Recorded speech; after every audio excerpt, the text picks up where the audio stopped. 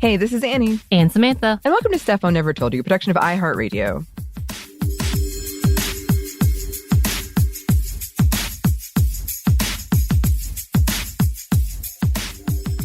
And we are back with another Feminist Around the World.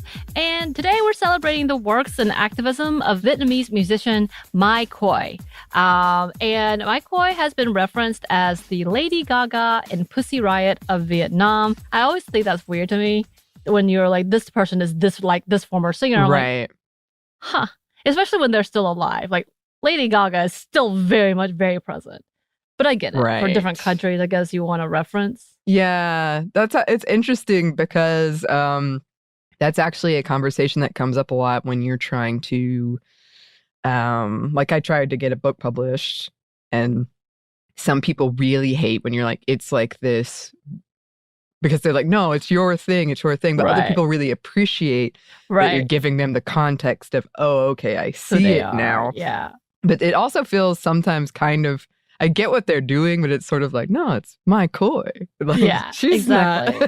She's an award winner of her own. We might not know her, but we know that she is massive. And of course, her works are huge, which is why we're talking about her. And again, the reason for these two different titles are for two completely different reasons. Of course, both of them are musicians, but I think one has to do with talent and the other one has to do with the activism, as we said before. I think we're going to talk a little bit, we'll explain a little bit more through her own words or their own sight words. Khoi's career skyrocketed after she won Vietnam Television Song and Album of the Year awards in 2010, making her one of the first women songwriters in Vietnam at the time. I know there was others, but again, one of the first. So just to preface that. And music has always been a huge part of her life, with her father, a music teacher himself, teaching her to play guitar at the age of 8. And even playing with him at weddings at the age of 12. And then she went on to attend a music school in Ho Chi Minh City. And with her rise in stardom, thanks to her musical career, Khoi used her platform to uplift and advocate for her community. She wrote songs that spoke out for women's rights, LGBTQIA+ rights, and challenged her government when it came to freedom of speech. And with her outspokenness came criticism. She was criticized for her songs, her style, like shaving VN in her hair, and her opinion on not having children.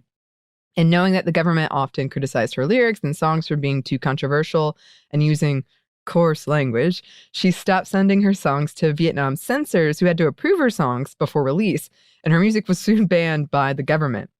But that didn't stop her. She soon went underground with her music, performing in secret with her new group, Mai Khoi and the Dissidents. But music wasn't her only activism. In 2016, Khoi was part of the environmental protests that fought the harms of the Formosa Houghton Steel Corp that caused a major disaster with its waste dumping into their waters, killing off a lot of marine life. She also went on to try to take part in the politics that she was trying to reform. She applied to run as an independent for the National Assembly of Vietnam, but was denied. And again, that didn't stop her either. She openly criticized Facebook for cooperating with the tyrannical censorship laws in the country, saying, quote, "It was damaging one of the last refuges for freedom of expression in the repressive state." And because of their censorship, she was not able to live stream her music without the possibility of arrest. And in an interview with Radio Free Asia, Khoi said this about her work.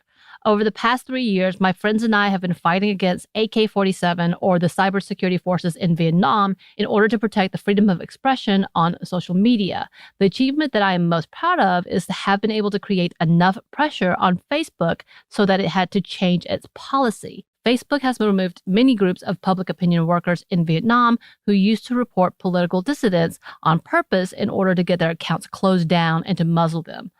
Although the human rights situation in Vietnam is still very bad and the Vietnamese government continues to arrest and punish political dissidents who express their opinions online, this can be seen as a small success and contribution of myself and my team." And though she was successful, it did come at a cost, as she was arrested several times for her activism. She eventually fled the country and moved to the U.S., but that hasn't stopped her from advocating for her country. In the same interview, she said this about her fellow women. "In Vietnam, up to 63% of women have experienced a type of violence, whether physical, mental, or economic. 63% of women having been abused by their men is a big and sad number. I really hope that the Vietnamese government will pay sufficient attention to this issue and make efforts to change it. The most important thing is every Vietnamese woman needs to understand her rights. Once they have a good understanding, they will use their rights properly and will not allow violence and abuse. They will also be able to become the person they would like to be. Yep, and she's been hard at work while living in the U.S., studying at the University of Pittsburgh with the Artist Protection Fund Fellowship and serving on the International Advisory Board of the International Free Expression Project. She has also been releasing music, including through her storytelling project titled Bad Activist, which was released in 2022. Here's a description from her site. Bad Activist is Mai Khoi's multimedia autobiography, a stage show that combines original music, projections, archival footage, and storytelling to integrate the relationship between art and activism.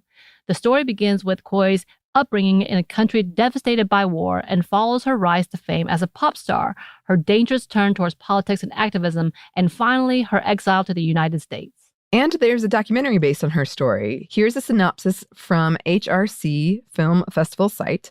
10 years ago, pop singer Mai Khoi's patriotic hit song Vietnam launched her quickly to fame and fortune, encouraged and supported by the Communist Party and state-run media, who saw her as a promising new role model. When Khoi's creeping unease with the government censorship of her songs pushes her to release her controversial new album without their approval, it results in a media and performance ban, constant surveillance, and threats of imprisonment. Compared to Russian musician activist Pussy Riot and dubbed Vietnam's Lady Gaga, Khoi must now go to great lengths to disseminate her music as she fights to champion women's rights, LGBT rights, and free speech. Right. So there you go. That's the description of why she is called the Pussy Riot and then the Lady Gaga of Vietnam, which makes sense. Mm-hmm. And her works has earned her accolades, including being named one of Amnesty International's 12 inspiring human rights activists to follow in 2018, awarded the 2018 Václav Havel Prize for Creative Dissent, 2022's Franklin D. Roosevelt for Freedoms Award for Freedom of Speech. And as in fact, there was a whole video of her sitting next to President Obama as one of the dissidents at the time doing her work. And apparently, soon after, she was in hiding previously to going to do that meeting. And then she was also intimidated by the Vietnam police. So she had a lot of things going on, and she still does. But is currently in, I believe, Pittsburgh at this point, still working on her music and doing some amazing things. Yeah, I can't wait to check it out. I always love when we get to the end of these and I'm like, ooh, got some music I get to go listen to now. Yeah. And as always, listeners, if you have any suggestions for this segment or anything else, you can email us at stuffmediamomstuff@iheartmedia.com. You can find us on Twitter at momstuffpodcast or on Instagram and TikTok at Stuff I Never Told You. We have a TeePublic store with merchandise, and we have a book that you can pre-order at stuffyoushouldreadbooks.com. There's an audiobook and a physical book. It's coming out soon. It's coming out soon. The panic. The panic. I'm excited and panicked, I will say. Thanks, as always, to our super producer, Christina, our executive producer, Maya, and our contributor, Joey. Thank you all. And thanks to you for listening. Stuff I Never Told You is a production of iHeartRadio. For more podcasts from iHeartRadio, you can check out the iHeartRadio app, Apple Podcasts, or wherever you listen to your favorite shows.